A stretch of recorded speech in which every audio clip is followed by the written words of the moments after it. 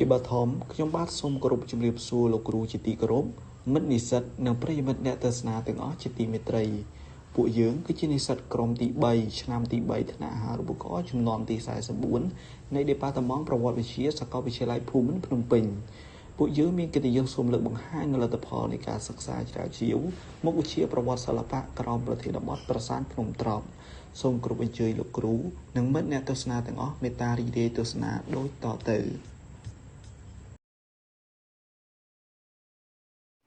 ទីតាំងភូមិសាស្ត្រនៃប្រាសាទភ្នំទ្រាប់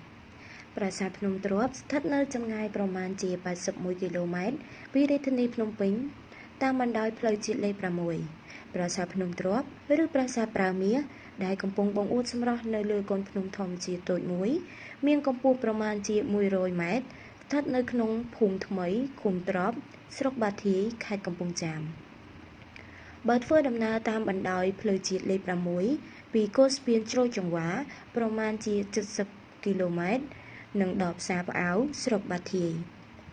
ដល់ផ្សារផ្អៅធ្វើដំណើរចម្ងាយប្រមាណជា18គីឡូម៉ែត្រទៀតទើបដល់ប្រាសាទបុរាណមួយនេះសំណង់ប្រាសាទបុរាណមួយនេះមានប្រាង្គចំនួន3ដែលកំពុងបង្អួតសម្រស់បើទោះជាឆ្លងកាត់ព្យុះភ្លៀងគ្រោះធម្មជាតិនិងសង្គ្រាមរាប់សតវត្សយ៉ាងណាក្តី2. ប្រវត្តិនៃប្រាសាទប្រវត្តិអ្នកសិក្សាប្រាសាទភ្នំត្រប់ជាប្រាសាទមួយដែលអ្នកសិក្សាមានការចាប់អារម្មណ៍ជាច្រើនអ្នកលោកលុយណែត ដឺឡាសង់គីយែជាជនជាតិបារាំងម្នាក់ដែលបានសិក្សាលើប្រាសាទនេះដំបូងគេកាលពីឆ្នាំ1902បន្ទាប់មកគឺលោកសាស្ត្រាចារ្យអាន់ជូលៀនក៏បានចាប់អារម្មណ៍សិក្សាលើប្រាសាទបុរាណនេះផងដែរដោយលោកបានចុះផ្សាយអត្ថបទពីភ្នំត្រប់លើគេហទំព័រយក្សោធម៌កាលពីឆ្នាំ2006ចុងក្រោយគឺលោកសួនសុភត្រាក៏បានសិក្សាលើប្រាសាទភ្នំត្រប់នេះហើយលោកក៏បានចុះផ្សាយក្នុងទស្សនាវដ្តីកម្ពុជាសូរិយាលេខ2ឆ្នាំ2019ប្រវត្តិនៃប្រាសាទភ្នំត្រប់ជាសំណង់ប្រាសាទមួយដែលធ្វើអំពីឥដ្ឋមានប្រាង្គ3ស្ថិតនៅលើខឿនតែមួយនាមប្រាសាទភ្នំត្រប់ព្រោះប្រាសាទនេះស្ថិតនៅលើកំពូលភ្នំត្រប់ចំណែកឯអ្នកខ្លះទៀតបានហៅប្រាសាទនេះថាប្រើសមាសព្រោះប្រាសាទនេះនៅក្បែរវត្តព្រះពុទ្ធសាសនាមួយឈ្មោះប្រើសមាសស្ថានភាពនៃប្រាសាទភ្នំត្រប់នេះមានប្រាង្គចំនួន3ដែលបច្ចុប្បន្ននៅរក្សាទ្រង់ទ្រាយដើមបើទោះបីជាខូចខាតដំបូលដោយសាររុក្ខធាតុសំណង់ធ្វើអំពីឥដ្ឋក៏ដោយមានខឿនធ្វើអំពីថ្មបាយក្រៀមហើយជាងនៃប្រាសាទនេះត្រូវរិចរើដោយសារបញ្ហាអាកាសធាតុនិងអាយុកាលរបស់វាប៉ុន្តែគេក៏អាចនៅសិក្សាបានខ្លះៗអំពីហើយជាងនៃប្រាសាទនេះផងដែរចំណែកឯផ្តែរនិងសសរពេជ្រនៃប្រាសាទទាំង3នេះវិញបានសាងឡើងពីថ្មភក់ដែលអាចរក្សាទ្រង់ទ្រាយនិងចម្លាក់ទាំងឡាយបានយ៉ាងច្បាស់បើទោះបីជាទទួលរងការរិចរិលនិងបាត់ចម្លាក់ផ្នែកខ្លះក្តីក៏ដោយប្រាសាទឥដ្ឋទាំង3នេះមានលក្ខណៈពិសេសមួយដោយនៅក្នុងជញ្ជាំងនៃប្រាង្គទាំង3មានចម្លាក់លៀនផុសចេញពីផ្ទាំងឥដ្ឋដែលនេះជាចំណុចពិសេសមួយរបស់ប្រាសាទភ្នំត្រប់តែកម្រមានប្រាសាទណាមួយនៅក្នុងប្រទេសកម្ពុជាមានចម្លាក់លៀនផុសចេញពីឥដ្ឋបែបនេះណាស់គេអាចរកឃើញប្រាសាទដែលមានចម្លាក់ឥដ្ឋបែបនេះតែនៅប្រាសាទមួយនៅតំបន់អង្គរគឺប្រាសាទក្រវ៉ាន់ដែលបានស្ថាបនាឡើងនាសម័យកាលប្រហាក់ប្រហែលគ្នានោះដែរប្រវត្តិជួសជុលប្រាសាទភ្នំត្រប់ជាសំណង់ប្រាសាទឥដ្ឋដែលមានសភាពទ្រុឌទ្រោមយ៉ាងខ្លាំងដោយតួប៉មទាំង3ត្រូវរងគ្រោះដោយសារបញ្ហាបាក់ឥដ្ឋប៉ុន្តែកាលពីឆ្នាំ2016ដោយមានការយកចិត្តទុកដាក់ពីក្រសួងវប្បធម៌និងវិចិត្រសិល្បៈក្រសួងបានចុះទៅជួសជុលនិងធ្វើកំណាយនៅបុរាណស្ថានមួយនេះដោយបានបន្ថែមឥដ្ឋថ្មីមួយចំនួននៅត្រង់កន្លែងឥដ្ឋចាស់ដែលបានបាត់បង់ដើម្បីរក្សាតួប្រាសាទឲ្យមានលំនឹងម្យ៉ាងវិញទៀតនៅក្នុងការជួសជុលនៃប្រាសាទនេះផងដែរគេក៏បានលើកផ្តែរនៅប្រាង្គកណ្ដាលនៃប្រាសាទនេះដែលបានធ្លាក់ចុះនៅអំឡុងឆ្នាំ ឲ្យមានសភាពដូចដើមវិញសិលាចារឹកនៅតំបន់ភ្នំត្រប់នៅតំបន់ក្បែរប្រាសាទភ្នំត្រប់នេះគេបានរកឃើញសិលាចារឹកចំនួន2ផ្ទាំងសិលាចារឹកទី1នេះគេបានចុះលេខការ94ចារឹកជាភាសាសំស្ក្រឹតដែលបានរៀបរាប់ពីការធ្វើបុណ្យរបស់មន្ត្រីម្នាក់ដើម្បីកសាងព្រះវិស្ណុនៅឆ្នាំ953គ្រិស្តសករាជឆ្នាំ960និងឆ្នាំ963ដើម្បីតម្កល់នៅទីនេះទាំងសិលាចារឹកទី2ត្រូវបានរកឃើញដោយចៃដន្យនៅឆ្នាំ2022នៅខាងលិចជើងភ្នំត្រប់នេះសិលាចារឹកនេះត្រូវបានចារឹកឡើងនៅក្នុងរជ្ជកាលព្រះបាទសូរ្យវរ្មទេពទី1ហើយបានរៀបរាប់ពីបុណ្យរបស់មន្ត្រីម្នាក់ដែលបានថ្វាយទាសាទាស័យនិងច្បារដំណាំចំពោះព្រះលោកេសោនិងព្រះវិជ្ជបាទីផតតាំងនៃសាលាចារឹកទាំងពីរនេះបង្ហាញឲ្យយើងដឹងអំពីអាយុកាលនិងតួនាទីរបស់ប្រាសាទនេះក្នុងព្រះពុទ្ធសាសនានិងព្រាហ្មណ៍សាសនាចំពោះប្លង់ប្រាសាទវិញប្លង់ទូទៅបើតាមការកំណត់របស់លោកអៃម៉ូនីយេបានរៀបរាប់ថាប្រាសាទតំបន់ភ្នំទ្រាប់មានរចនាសម្ព័ន្ធគួរឲ្យចាប់អារម្មណ៍តែរចនាសម្ព័ន្ធប្រាសាទនេះបានលាតសន្ធឹងតាមខ្សែត្រង់ដោយយកខ្សែមេតើធ្វើជាមេហើយនៅខាងមុខប្រាសាទនេះមានស្រះទឹកដ៏ធំមួយដែលមានប្រវែងជាង15ម៉ែត្រគួរបញ្ជាក់ថាទីនេះគឺមានសារៈសំខាន់ណាស់សម្រាប់ទេវស្ថានព្រោះវាតំណាងឲ្យមហាសមុទ្រក៏ប៉ុន្តែក៏ឲ្យសោកស្ដាយបច្ចុប្បន្ននេះយើងមិនអាចរកឃើញនៅស្រះទឹកនោះឡើយដែលប្រហែលជាប្រជាជននៅតំបន់នោះគាត់បានចាក់បំពេញដីឬសង់លំនៅឋានពីលើរួចស្រេចទៅហើយបន្ទាប់មកមានសំណង់នៅលើជើងភ្នំត្រង់តំបន់ A ដែលលោកអៃម៉ូនីយេបានហៅថាគុកបាសិតនៅទីនោះមានសំណល់ឥដ្ឋនិងថ្មបាយក្រៀមដែលជាខូបរៈទី1នៃប្រាសាទធំនៅទីនោះបន្ទាប់មកទើបដល់សំណល់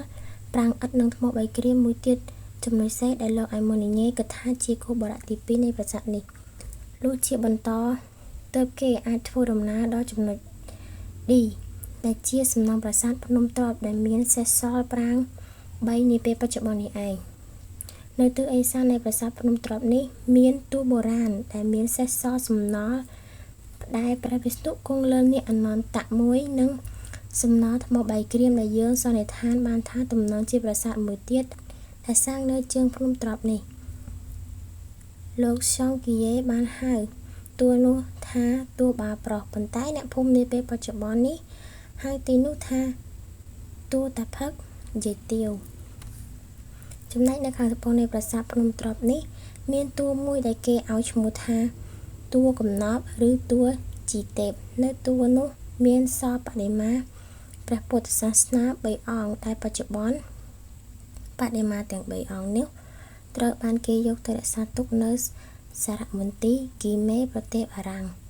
ដោយសារសំណង់នៅខូបរៈទី2និងតួបាប្រុសត្រូវខូចខាតបាត់បង់ទៅហើយយើងនឹងសិក្សាទៅលើប្រាសាទនៅចំណុច D គឺប្រាសាទភ្នំទ្រាប់បច្ចុប្បន្នបដិមានៅតួជីទេពនិងសំណង់ផ្តែរនៅតួបាប្រុសតែប៉ុណ្ណោះចំពោះប្រាសាទភ្នំទ្រាប់មានប្រាង្គ3ធ្វើអំពីឥដ្ឋតម្រៀបគ្នាពីជើងទៅត្បូងបែរមុខទៅទិសខាងកើតដែលបានសាងសង់លើខឿនតែមួយសាងពីថ្មបាយក្រៀមតាមការកំណត់របស់លោកអៃម៉ូនីយេបានបង្ហាញនៅមុខនៃប្រាសាទនេះកាលពីដើមមានព្រះវិហារព្រះពុទ្ធសាសនាសាងពីឈើមួយខ្នងប៉ុន្តែបច្ចុប្បន្ននេះនៅមុខប្រាសាទទាំង3មានព្រះពុទ្ធរូបដ៏ធំមួយព្រះអង្គមានកម្ពស់ប្រហែល5ម៉ែត្រទ្រង់ឈរក្នុងទម្រង់អភ័យមុទ្រាតាមការសង្កេតយើងអាចដឹងបានថាបដិមាពុទ្ធរូបនេះទំនងជាសាងសង់នៅប្រហែលកំឡុងឆ្នាំ2000ជាងតែប៉ុណ្ណោះចំណែកនៅក្រៅប្រាសាទនោះមានជណ្ដើរថ្មបុរាណធ្វើពីថ្មបាយក្រៀមដែលបានបាត់បង់នៅផ្នែកខ្លះតួប្រាង្គទាំង3មានទ្វារដែលមានស៊ុមទ្វារនិងជណ្ដើរធ្វើពីថ្មភក់បែរមុខទៅរកទិសខាងកើតនិងមានទ្វារបញ្ឆោតនៅទិស3ផ្សេងទៀតគឺខាងលិចខាងត្បូងនិងខាងជើងដែលទ្វារបញ្ឆោតទាំងនោះសាងឡើងអំពីឥដ្ឋនិងមិនមានក្បាច់លម្អនោះឡើយប៉ុន្តែគ្រាន់តែបុព្វបុរសខ្មែរឆ្លាក់ជាគ្រោងទ្វារដែលយើងអាចមើលឃើញយ៉ាងច្បាស់ នៅសងខាងទ្វារបញ្ឆោតមានសសរអមដែលមានលម្អពេជ្រជ្រុងនៅជើងសសរផងដែរនៅប្រាង្គខាងជើងនិងប្រាង្គកណ្ដាលមានផ្តែរដែលធ្វើពីថ្មភក់ប៉ុន្តែផ្តែរនោះបានទទួលរងភាពសឹករិចរិលពិបាកក្នុងការពណ៌នាចំណែកនៅប្រាង្គខាងត្បូងវិញមានផ្តែរដែលមានសភាពល្អដែលយើងអាចសិក្សានិងកំណត់អាយុកាលបានយ៉ាងងាយស្រួលចំពោះសសរពេជ្រវិញប្រាង្គទាំង3នៅមានលក្ខណៈល្អប្រសើរដែលអាចពិពណ៌នានិងកំណត់អាយុកាលនៃប្រាសាទនេះបានចំពោះបច្ចេកទេសនៃការរៀបឥដ្ឋវិញយើងសង្កេតឃើញថាប្រាសាទនេះមានបច្ចេកទេសរៀបឥដ្ឋមិនទាន់មានភាពល្អឥតខ្ចោះនៅឡើយទេដោយយើងសង្កេតឃើញថាឥដ្ឋទាំងឡាយមិនទាន់បង្ខំឲ្យស្អិតជាប់គ្នានោះឡើយតែគេអាចមើលឃើញពីស្នាមលំនាំភ្ជាប់ឥដ្ឋនីមួយៗបានយ៉ាងច្បាស់ប៉ុន្តែបុព្វបុរសខ្មែរបានប្រើប្រាស់បច្ចេកទេសខាត់ឥដ្ឋនោះយ៉ាងរលោងចំពោះផ្នែកដំបូលវិញយើងសង្កេតឃើញថាបុព្វបុរសខ្មែរបានប្រើប្រាស់បច្ចេកទេសតម្រៀបឥដ្ឋសម្រាប់ធ្វើដំបូលតាមបែបខបអាតដោយបានរៀបឥដ្ឋបង្ខិតចូលក្នុងជាបន្តបន្ទាប់ដើម្បីឲ្យមានកម្ពស់ខ្ពស់ប៉ុន្តែជាអកុសលដោយសារតែកម្រាស់នៃជញ្ជាំងឥដ្ឋមិនអាចទ្រទម្ងន់នៃដំបូលប្រាសាទបានដែលនាំឲ្យដំបូលត្រូវធ្លាក់ចុះមកក្រោមអស់អ្វីដែលគួរឲ្យចាប់អារម្មណ៍សម្រាប់ប្រាសាទភ្នំត្រុដិនោះគឺប្រាសាទនេះមានចម្លាក់លៀនដែលធ្លាក់ចេញផុសពីផ្ទាំងឥដ្ឋដែលមានលក្ខណៈពិសេសបែបនេះគេប្រទះឃើញតែនៅឯប្រាសាទក្រវ៉ាន់ខេត្តសៀមរាបតែប៉ុណ្ណោះនៅប្រាង្គខាងជើងមានចម្លាក់ទម្រង់ជាអសុរៈភ្នែកក្រឡោតកាន់យុទ្ធភ័ណ្ឌដែលបានលម្អដោយស៊ុមមានរាងក្រចកសេះលម្អបន្ថែមដោយក្បាច់ស្លឹកឈើនៅប្រាង្គកណ្ដាលមានចម្លាក់ទេពប្រុសដែលមានដៃ4កាន់កេតនភ័ណ្ឌលម្អក្នុងស៊ុមរាងក្រចកសេះលម្អបន្ថែមដោយក្បាច់ស្លឹកឈើនៅសងខាងនៃបដិមាប្រុសនោះមានចម្លាក់បដិមាទេពស្រី2អង្គទៀតដែលមានព្រះហស្ថ4និងមានលម្អក្នុងស៊ុមរាងក្រចកសេះលម្អដោយក្បាច់ស្លឹកឈើដូចគ្នាចំណែកនៅប្រាង្គខាងត្បូងវិញមានចម្លាក់ទេពប្រុសព្រះហស្ថ8កាន់កេតនភ័ណ្ឌនិងមានទេពស្រី2អង្គអមសងខាងដូចនៅប្រាង្គកណ្ដាលដែរ4សិល្បៈតាមរយៈការសិក្សានាំឲ្យយើងអាចដឹងបានថាប្រាសាទភ្នំត្រុដិនេះស្ថិតនៅក្នុងទម្រង់នៃសិល្បៈរចនាបថប្រែរូបយើងអាចសន្និដ្ឋានថាប្រាសាទនេះស្ថិតនៅក្នុងទម្រង់សិល្បៈរចនាបថប្រែរូបក៏ពីព្រោះតែយើងសំអាងទៅលើហេតុផលនៃការសិក្សាទៅលើហោជាងទៅលើផ្តែរនិងទៅលើសសរពេជ្រនៃប្រាសាទភ្នំត្រុដិនេះទីមួយការសិក្សាទៅលើហោជាងអ្វីត្បិតតែនៅលើហោជាងនៃប្រាង្គខាងជើងនិងប្រាង្គកណ្ដាលត្រូវបានពុកផុយនិងធ្លាក់ចុះទៅហើយក៏ប៉ុន្តែនៅប្រាង្គខាងត្បូងគេអាចមើលឃើញអំពីរចនាសម្ព័ន្ធនៃហោជាងបានខ្លះហោជាងនៃប្រាសាទនេះស្ថិតនៅក្នុងទម្រង់ហោជាងដើមសម័យអង្គរដែលមានតួប្រាសាទចម្លងលម្អនៅលើហោជាងនៃប្រាសាទនេះទម្រង់នៃហោជាងបែបនេះគេនិយមឃើញច្រើននៅសម័យមុនអង្គរនិងដើមសម័យអង្គរតួយ៉ាងដូចនៅប្រាសាទព្រះគោជាដើមទី2ការសិក្សាទៅលើផ្តែរតាមរយៈការសង្កេតទៅលើផ្តែរនាំឲ្យយើងអាចដឹងបានថាផ្តែរនៃប្រាសាទភ្នំត្រុដិនេះស្ថិតនៅក្នុងរចនាបថប្រែរូបតាមរយៈការសង្កេតទៅលើផ្តែរនៃប្រាង្គកណ្ដាលយើងសង្កេតឃើញថាផ្តែរនេះមានសភាពខូចនិងរលុបបាត់អស់ផ្នែកជាច្រើនក៏ប៉ុន្តែយើងនៅតែអាចសន្និដ្ឋានថាផ្តែរនេះស្ថិតនៅក្នុងរចនាបថប្រែរូបព្រោះសំអាងទៅលើហេតុផល4សំខាន់ទី1នោះគឺថាផ្តែរនេះមិនមានលម្អក្បាលសសរនោះឡើយចំណុចទី2ផ្នែកខាងលើនៃផ្តែរមានលម្អទេពជាជួរដែលមានទំហំតូចៗដែលគំរូនេះរចនាបថប្រែរូបបានចម្លងចេញពីរចនាបថកកេរចំណុចទី3រូបលម្អទេវកថានៅកណ្ដាលដងធ្នូមានទំហំតូចជាងមុនដែលនាំឲ្យដងអង្កត់ធ្នូជាក្បាច់3ឈើនោះមិនសូវរាងកោងចុះក្រោមនៅឡើយចំណុចពិសេសនោះគឺថាយើងសង្កេតឃើញថាមានចម្លាក់មនុស្សផុសចេញពីក្បាច់មែកឈើដែលនាំឲ្យយើងអាចដឹងបានថាផ្តែរនេះស្ថិតនៅក្នុងរចនាបថប្រែរូបដោយមិនមែនជាការស្ថិតនៅក្នុងរចនាបថកកេរឬរចនាបថមុននោះឡើយប្រសិនជាយើងក្រឡេកមកមើលផ្តែរនៅប្រាង្គខាងត្បូងនេះវិញម្ដងក៏យើងសង្កេតឃើញថាផ្តែរនេះមានសភាពល្អស្អាតដែលនាំឲ្យយើងអាចបញ្ជាក់កាន់តែច្បាស់អំពីអាយុកាលនៃរចនាបថរបស់ផ្តែរយើងសង្កេតឃើញថាផ្តែរនេះមានលក្ខណៈហ្វឹកដៀងគ្នាជាមួយនឹងរចនាបថកកេរ3ចំណុចដែលចំណុចទី1គឺថាផ្តែរនេះមិនមានលម្អក្បាលសសរនោះឡើយប៉ុន្តែមានទម្រផ្កាឈូកនៅផ្នែកខាងក្រោមនៃតួផ្តែរ ចំណុចទី2មានកម្រងមេឈើរាងដងធ្នូដែលលម្អដោយក្បាច់ត្រីកោណខានដោយក្បាច់រាងថ្នាំងអំពៅចំណែកឯនៅផ្នែកខាងក្រោមនៃកម្រងមេឈើនេះមានក្បាច់ស្លឹកឈើដែលមានរាងដូចទំពក់ដែលនេះគឺជាលក្ខណៈមួយចម្លងចេញពីរចនាបថមុនម្យ៉ាងទៀតក្បាច់ស្លឹកឈើដែលស្ថិតនៅខាងក្រោមមេឈើទាំងនេះមានទំហំធំនិងជិតគ្នាដែលស្រដៀងគ្នាជាមួយនឹងរចនាបថកកេរចំណុចទី3គឺថាផ្នែកចុងនៃក្បាច់មេឈើមានរាងកោងពុតឡើងលើមិនតែប៉ុណ្ណោះនៅខាងក្រោមចម្លាស់ទេវកថាក៏មានក្បាច់ដូចចិញ្ចៀនចំភ្ជាប់ក្បាច់ស្លឹកឈើទាំងពីរដែលលក្ខណៈបែបនេះស្រដៀងគ្នាជាមួយនឹងរចនាបថកកេរក៏ប៉ុន្តែទោះជាយ៉ាងណាក្តីផ្តែរនេះមានចំណុច3ដែលខុសគ្នាជាមួយនឹងរចនាបថកកេរនោះគឺនៅចំណុចទី1ក្បាច់ស្លឹកឈើលើកម្រងមេឈើក្នុងរចនាបថកកេរមានទំហំតូចស្ដើងនិងវែងក៏ប៉ុន្តែក្បាច់ស្លឹកឈើលើកម្រងមេឈើនៅក្នុងផ្តែរនៃប្រាសាទភ្នំត្រុដិនេះគឺមានទំហំធំនិងខ្លីៗចំណុចទី2គឺថារូបបដិមានៅលើផ្តែរមានទំហំតូចជាងមុនដែលនាំឲ្យមេឈើមិនសូវតូទន់ចុះក្រោមខុសអំពីរចនាបថកកេរចំណែកនៅចំណុចទី3វិញគឺថានៅចន្លោះក្បាច់ស្លឹកឈើផ្នែកខាងក្រោមបានបាត់វត្តមាននៃរំយោលផ្កាឈូកផ្កាប់ដែលការបាត់រំយោលផ្កាឈូកផ្កាប់នេះគឺមានតែនៅក្រោយរចនាបថប្រែរូបតែប៉ុណ្ណោះ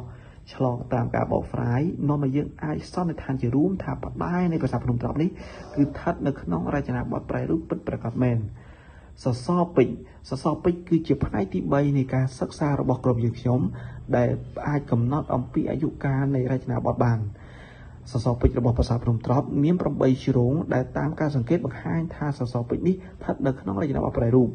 សសរពេជ្រនេះមានទម្រង់ជាពេជ្រជ្រុង8ជ្រុងនិងក្បាច់រវ័នដោយរចនាបថមុនផ្នែកនៃរង្វាន់1/2មានទំហំធំដោយមានលម្អដោយក្បាច់ចក្រច័ន្ទក្បាច់ផ្កាឈូកនិងក្បាច់ពងត្រីក្បាច់ស្លឹកឈើមានទំហំធំនិងវិវត្តជារាងក្រចកសេះតែមិនមានរូបចម្លាក់នៅក្នុងនោះទេព្រមជាមួយគ្នានេះដែរក្បាច់ស្លឹកឈើនោះក៏មានរំយោលផ្កាប្រលិតនៅចន្លោះក្បាច់ស្លឹកឈើរាងក្រចកសេះទាំងនេះដែលធ្វើឲ្យវាមានលក្ខណៈស្រដៀងគ្នាទៅនឹងរចនាបថព្រះគោចំណែកនៅចន្លោះក្បាច់រង្វាន់1/4មានលម្អពាក់កណ្ដាលដោយក្បាច់ពងត្រី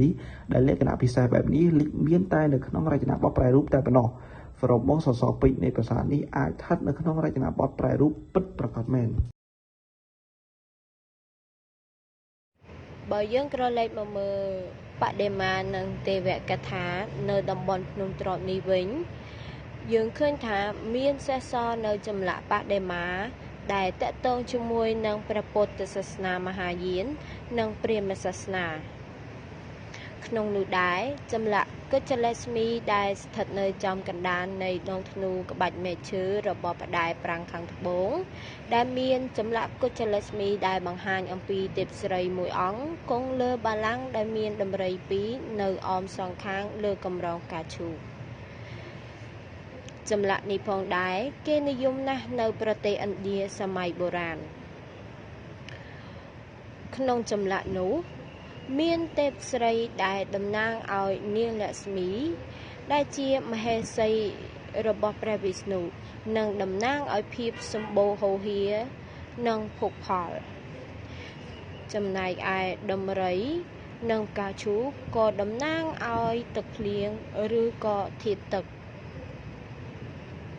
ដូចនេះចម្លាក់គុជលស្មីនេះគឺតំណាងឲ្យភាព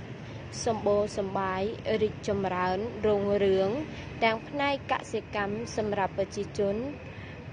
ឬជាសញ្ញាណនៃការឲ្យពរឲ្យជ័យសម្រាប់ប្រជាជនទាំងឡាយដែលបានធ្វើដំណើរមកបូជានៅក្នុងទេវស្ថាននេះចំណែកឯចម្លាក់ព្រះឥន្ទដែលនៅចំកណ្ដាលនៃដងធ្នូក្បាច់មែនឈើរបស់ផ្តែរប្រាំងកណ្ដាលដែលមានសេសសល់នៅរូបចម្លាក់ដែលយើងអាចដឹងថាជារូបរបស់ព្រះឥន្ទដោយលើក្បាលដំរីមួយគេមានឆ្លាក់ជាទម្រង់បដិមាឈរកាន់វជ្រាវុធឬក៏កាំរន្ទះដែលគង់នៅលើដំរីអេរវ៉ាន់គួរបញ្ជាក់ផងដែរថានៅក្នុងវប្បធម៌ខ្មែរនិងវប្បធម៌ឥណ្ឌាព្រះឥន្ទគឺជាទេពនៃទឹកភ្លៀងដែលតំណាងឲ្យភាពសម្បូរហូរហៀរនៃភោគទ្រព្យធម្មជាតិនិងភាពរីកចម្រើនរុងរឿងម្យ៉ាងទៀតព្រះឥន្ទគឺជាទេពប្រចាំទិសខាងកើតអាស្រ័យនេះហើយបានជាបុព្វបុរសខ្មែរនិយមឆ្លាក់ ចម្លាក់ព្រះឥន្ទនៅលើទ្វារខាងកើតតួយ៉ាងដូចជានៅប្រាង្គកណ្ដាលនៃប្រាសាទភ្នំទ្រាប់នេះជាដើម ចម្លាក់ព្រះវិស្ណុអនន្តសយណៈនៅតួបប្រុសឬតួតថឹកជាទាវដែលស្ថិតនៅភាគឦសាននៃប្រាសាទភ្នំទ្រាប់គេបានរកឃើញសំណល់ផ្តែរមួយដែលបានឆ្លាក់ជាទម្រង់ព្រះវិស្ណុអនន្តសយណៈដែលគេបានឃើញព្រះវិស្ណុទ្រង់គង់ទៅលើនាគអនន្តៈនៅក្នុងគម្ពីរពរណៈនៃព្រាហ្មណ៍សាសនាបានបង្ហាញថាក្រោយពេលដែលព្រះវិស្ណុបានរំលាយលោកទាំងមូលដោយមហាទឹកជំនន់និងកែប្រែលោកទាំងមូលទៅជាសមុទ្រទឹកដោះរួចមកព្រះអង្គក៏បានយាងទៅផ្ទុំនៅលើនាគអនន្តៈដើម្បីត្រៀមនៅក្នុងការបង្កើតលោកសាជាថ្មីចម្លាក់នេះគឺជានិមិត្តរូបនៃការបង្កើតថ្មីនិងភាពចម្រុងចម្រើនចម្លាក់ព្រះវិជ្ជរបានីនៅប្រាង្គខាងជើងនៃប្រាសាទភ្នំទ្រាប់មានចម្លាក់លៀនជាទម្រង់អាហ្វរ៉ាកំពុងរេរាំភ្នែកក្រឡោតក្នុងទម្រង់មានអាការៈកាចកំហឹងដែលមានជង្គង់នៅមាត់របស់ព្រះអង្គរីឯនៅជើងទាំងពីរហាក់បីដូចជាបន្តិចជង្គង់ចង់ទន្ទ្រាំជើងចំណែកដៃទាំង4កំពុងតែក្រវីកាន់អាវុធយុទ្ធភ័ណ្ឌដែលបានលម្អដោយស៊ុមមានរាងក្រចកសេះលម្អបន្ថែមដោយក្បាច់សន្លឹកបដិមានេះមានលម្អដោយគ្រឿងអលង្ការដូចជាក្រវិលធំធំនិងកងជើងជាដើមអ្នកសិក្សាមុនបានយកឃើញខុសៗគ្នាអ្នកខ្លះយល់ថាចម្លាក់នេះគឺជាត្រីវិក្រមពោលគឺជាអវតាររបស់ព្រះវិស្ណុក្នុងទម្រង់ជាមនុស្សទឿឈ្មោះវមណៈដែលបានសម្ដីអំពីក្រុងពាលី3ជំហានក៏ប៉ុន្តែគាត់បានឈានជើងដោយយកបានទាំងឋានមនុស្សឋានបដាលនិងឋានទេពតាថែមទៀតផងពោលគឺជាទម្រង់នៃអវតារព្រះវិស្ណុនៅក្នុងការសង្គ្រោះលោកក៏ប៉ុន្តែអ្នកខ្លះទៀតបានយល់ផ្សេងដោយយល់ថាចម្លាក់នេះគឺជាសិវនារីគឺជាទម្រង់មួយរបស់ព្រះសិវៈដែលបានរាំដើម្បីបំផ្លាញលោកនិងកសាងលោកសាជាថ្មីក៏ប៉ុន្តែប្រសិនជាយើងសិក្សាឲ្យកាន់តែស៊ីជម្រៅនាំឲ្យយើងអាចដឹងបានថាចម្លាក់នេះមិនមែនជាចម្លាក់ត្រីវិក្រមឬក៏សិវនារីនោះឡើយក៏ប៉ុន្តែចម្លាក់នេះគឺជាតួអង្គព្រះពោធិសត្វមួយព្រះអង្គនៅក្នុងព្រះពុទ្ធសាសនាមហាយានទៅវិញទេព្រះពោធិសត្វអង្គនេះមានឈ្មោះថាវិជ្ជរបានីនៅក្នុងជំនឿព្រះពុទ្ធសាសនាមហាយានព្រះវិជ្ជរបានីតំណាងឲ្យព្រះពុទ្ធនៅក្នុងទម្រង់កំណាចដែលបង្ហាញអំពីកម្លាំងនៃអំណាចរបស់ព្រះពុទ្ធតាមគម្ពីរនិងសិល្បៈរបស់ព្រះពុទ្ធសាសនាមហាយានគេបានសាងព្រះអង្គកាន់វិជ្ជរៈដែលតំណាងឲ្យភាពរឹងមាំមិនអាចបំផ្លាញបានតាមលោកគ្រូលីស៊ីរងតួអង្គព្រះវិជ្ជរបានីនេះអ្នកកាន់ព្រះពុទ្ធសាសនាមហាយានបានសាងឡើងដោយយកគំរូតាមព្រះឥន្ទនៅក្នុងព្រាហ្មណ៍សាសនានិងទេពហេគុលនៅក្នុងទេពកថាក្រិចចំពោះចម្លាក់នៃព្រះវិជ្ជរបានីនៅក្នុងប្រាសាទភ្នំទ្រាប់នេះយើងសង្កេតឃើញថាព្រះអង្គមានព្រះហស្ថ4ដែលមានកេតនភ័ណ្ឌដូចជាព្រះហស្ថស្ដាំខាងមុខទ្រង់កាន់វិជ្ជរៈព្រះហស្ថស្ដាំខាងក្រោយអាចជាកទាឬដំបងចំណែកព្រះហស្ថឆ្វេងខាងមុខអាចជាកណ្ដឹងដែលកេតនភ័ណ្ឌទាំងអស់នេះគឺជាកេតនភ័ណ្ឌរបស់ព្រះវិជ្ជរបានីយ៉ាងពិតប្រាកដចម្លាក់ព្រះលោកេសូរនៅប្រាង្គកណ្ដាលនិងប្រាង្គខាងត្បូងនៃប្រាសាទភ្នំទ្រាប់នៅលើជញ្ជាំងមានចម្លាក់ទេពប្រុសដែលអ្នកសិក្សាមុនបានយល់ថាជាព្រះវិស្ណុចម្លាក់ទេពប្រុសនៅប្រាង្គកណ្ដាលមានព្រះហស្ថ4និងនៅប្រាង្គខាងត្បូងមានព្រះហស្ថ8ព្រះហស្ថ4ទ្រង់កាន់កេតនភ័ណ្ឌដែលនៅប្រាង្គខាងត្បូងយើងអាចមើលឃើញថាព្រះហស្ថឆ្វេងទ្រង់កាន់ធូរទឹកចំណែកព្រះហស្ថស្ដាំទ្រង់ខ្សែផ្គាំដែលកេតនភ័ណ្ឌទាំងអស់នេះនាំឲ្យយើងអាចដឹងបានថាព្រះអង្គទំនងជាព្រះពោធិសត្វលោកេស្វរៈចំណែកកេតនភ័ណ្ឌផ្សេងទៀតធ្លាក់របេះដែលនាំឲ្យយើងមិនអាចសន្និដ្ឋានបានថាជាអ្វីនោះឡើយព្រះហស្ថពីរទៀតព្រះអង្គសំយងចុះក្រោមក្នុងទម្រង់វរធមុទ្រាដែលជាសញ្ញានៃការប្រទានពរដល់សពសត្វលោកទាំងឡាយនៅលើភ្នួងសក់នៃចម្លាក់ប្រាង្គកណ្ដាលមានរូបព្រះថយានិពុទ្ធអមិតភៈដូច្នេះនាំឲ្យយើងអាចដឹងបានថាចម្លាក់ទេពប្រុសនៅប្រាង្គទាំងពីរនេះប្រកាសជាព្រះពុទ្ធលោកេស្វរៈក្នុងទម្រង់ជាអ្នកបួសឬជាភាសាសំស្ក្រឹតថាជាដាមកុដលោកេស្វរៈជាមិនខានចំណែកឯនៅសងខាងនៃព្រះពុទ្ធលោកេស្វរៈអង្គនេះមានចម្លាក់ទេពស្រីពីរអង្គទៀតដែលយើងអាចសន្និដ្ឋានបានថាជាចម្លាក់នៃព្រះពោធិសត្វប្រាជ្ញាបាមិតាជាមិនខានបដិមានៃព្រះវិជ្ជរបានីបដិមានេះត្រូវបានគេយកចេញពីតួជាទេពដែលស្ថិតនៅក្បែរប្រាសាទភ្នំទ្រាប់បច្ចុប្បន្នបដិមានេះត្រូវបានគេរក្សាទុកនៅវត្តមន្ទីរគីមេនៃប្រទេសបារាំងបដិមាអង្គនេះស្ថិតនៅក្នុងរចនាបថបន្ទាយព្រៃលក្ខណៈទូទៅបដិមានេះមានទម្រង់មុខមូលចិញ្ចើមកោងភ្នែកមូលធំច្រមុះធំបបូរមាត់ក្រាស់ដែលជាទម្រង់មួយនៃបដិមាសម័យមុនអង្គរហើយត្រូវបានគេប្រើម្ដងទៀតនៅក្នុងរចនាបថបន្ទាយព្រៃចំណុចទី2គឺការស្លៀកពាក់ប បដិមាទេប្រុសនេះប្រឡែងខ្លួនទៅទេនៅផ្នែកខាងលើចំណែកផ្នែកខាងក្រោមទ្រង់គ្រឿងសម្ពុតខ្លីលើក្បាលជង្គង់គ្មានផ្នត់សម្ពុតនោះឡើយចំណុចពិសេសនោះគឺថាបដិមាអង្គនេះទ្រង់គ្រឿងតាមរចនាបថមន្ទីរហ្វ្រៃដោយមានសម្លុយកន្ទុយត្រី2ជាន់រាងស្ដើងវែងដល់ជង្គង់មានកន្ទុយក្បិនរាងដោយកន្សែងនៅផ្នែកខាងឆ្វេងចំណែកផ្នែកខាងស្ដាំមានសម្ពុតថ្នាក់ប្រឌិតជាច្រើនជាន់មានក្បាលខ្សែក្រវ៉ាត់និងខ្សែក្រវ៉ាត់ព័ទ្ធជុំវិញចង្កេះនៅលើក្បាលខ្សែក្រវ៉ាត់មានជាសម្ពុតរាងដូចផ្លិតធ្លាក់ចុះក្រោមចំណុចទី3គ្រឿងអលង្ការព្រះបដិមាអង្គនេះទ្រង់គ្រឿងតាមបែបគិរីដាក់មង្គតដោយក្រងមង្គតដែលមានក្បាំងធំសរុបមកនាំឲ្យយើងអាចសន្និដ្ឋានថាព្រះបដិមាទេប្រុសគឺព្រះវជ្របណ្ឌិតនេះស្ថិតនៅក្នុងទម្រង់នៃសិល្បៈរចនាបថមន្ទីរហ្វ្រេពាក់កណ្ដាលសតវត្សទី10នោះឯងបដិមាព្រះលោកេសូបដិមានេះក៏ត្រូវបានគេយកចេញពីតួជាទេពដែលបច្ចុប្បន្នស្ថិតនៅក្បែរប្រាសាទភ្នំត្រប់នេះដែរបច្ចុប្បន្នបដិមានេះត្រូវបានគេរក្សាទុកនៅសារមន្ទីរគីមេនៃប្រទេសបារាំងបដិមានេះស្ថិតនៅក្នុងរចនាបថមន្ទីរហ្វ្រៃបដិមាទេប្រុសលោកេសូអង្គនេះស្ថិតនៅក្នុងរចនាបថមន្ទីរហ្វ្រៃនាពាក់កណ្ដាលសតវត្សទី10បានជាគេហ៊ានអះអាងបែបនេះក៏ពីព្រោះតែមានហេតុផលសំខាន់ៗដូចទៅទី1លក្ខណៈទូទៅបដិមានេះមានមុខធ្គាមថ្លាចិញ្ចើមត្រង់ភ្នែកមូលធំច្រមុះធំបបោមកក្រាស់ដែលជាទម្រង់មួយនៃសិល្បៈបដិមាសម័យអង្គរលក្ខណៈនៃរាងកាយបដិមាមានសាច់ដុំធំដែលជាលក្ខណៈមួយរបស់បដិមាសម័យមុនអង្គរហើយត្រូវប្រើប្រាស់ជាបន្តដោយរួមទាំងរចនាបថមន្ទីរហ្វ្រៃផងចំណុចទី2ការស្លៀកពាក់បដិមាទេប្រុសអង្គនេះប្រឡែងខ្លួនទៅទេនៅផ្នែកខាងលើចំណែកផ្នែកខាងក្រោមទ្រង់គ្រឿងសម្ពុតខ្លីលើក្បាលជង្គង់គ្មានផ្នត់សម្ពុតនោះឡើយចំណុចពិសេសគឺថាទ្រង់គ្រឿងតាមរចនាបថមន្ទីរហ្វ្រៃដែលមានកន្ទុយក្បិនរាងដូចកន្សែងនៅផ្នែកខាងឆ្វេងចំណែកផ្នែកខាងស្ដាំមានសម្ពុតថ្នាក់ប្រឌិតជាច្រើនជាន់មានក្បាលខ្សែក្រវ៉ាត់និងខ្សែក្រវ៉ាត់ព័ទ្ធជុំវិញចង្កេះចំណុចទី3គឺការសិក្សាទៅលើគ្រឿងអលង្ការបដិមាអង្គនេះទ្រង់គ្រឿងតាមបែបជាដាមង្គតដោយទ្រង់ភ្នំសក់រៀងស៊ីឡាំងមិនមានពាក់ក្បាំងបួងសក់ឡើងលើហើយទម្លាក់ចុះមកក្រោមក្នុងទម្រង់អក្សរអុយដែលនេះគឺជាលក្ខណៈមួយរបស់រចនាបថមន្ទីរហ្វ្រៃសរុបមកយើងអាចសន្និដ្ឋានបានថាបដិមាទេប្រុសព្រះលោកេសូអង្គនេះស្ថិតនៅក្នុងរចនាបថមន្ទីរហ្វ្រៃនាពាក់កណ្ដាលសតវត្សទី10នេះឯងសេចក្តីសន្និដ្ឋានសរុបមកប្រាសាទភ្នំត្រប់គឺជាបូជនីយដ្ឋានព្រះពុទ្ធសាសនាមហាយានមួយកន្លែងដែលមានភស្តុតាងបដិមាចម្លាក់និងសិលាចារឹកជាសក្ខីកម្មប្រាប់មិនត្រឹមតែប៉ុណ្ណោះប្រាសាទភ្នំត្រប់នេះគឺជាទេវស្ថាននៃព្រាហ្មណ៍សាសនាផងដែរតាមរយៈការសិក្សានាំឲ្យយើងអាចដឹងបានថាប្រាសាទភ្នំត្រប់ត្រូវបានស្ថាបនាឡើងនាកំឡុងពាក់កណ្ដាលសតវត្សទី10ក្នុងរចនាបថប្រែរូបនាដើមរាជការរបស់ព្រះបាទរាជាឥន្ទ្រវរ្ម័នមិនត្រឹមតែប៉ុណ្ណោះការសិក្សាជ្រាវជ្រាវក៏អាចនាំឲ្យយើងដឹងផងដែរថាប្រាសាទភ្នំត្រប់នៅតែទទួលបានការគោរពបូជាតាំងតែពីសម័យកាលនោះរហូតមកដល់សម័យកាលក្រោយៗមកទៀតជាពិសេសនៅក្នុងសម័យកាលបច្ចុប្បន្នចាស់ព្រឹទ្ធាចារ្យនិងអ្នកភូមិត្រប់ទាំងមូលនៅតែបន្តគោរពបូជាបូជនីយដ្ឋាននេះដែលជាសក្ខីកម្មបង្ហាញអំពីនិរន្តរភាព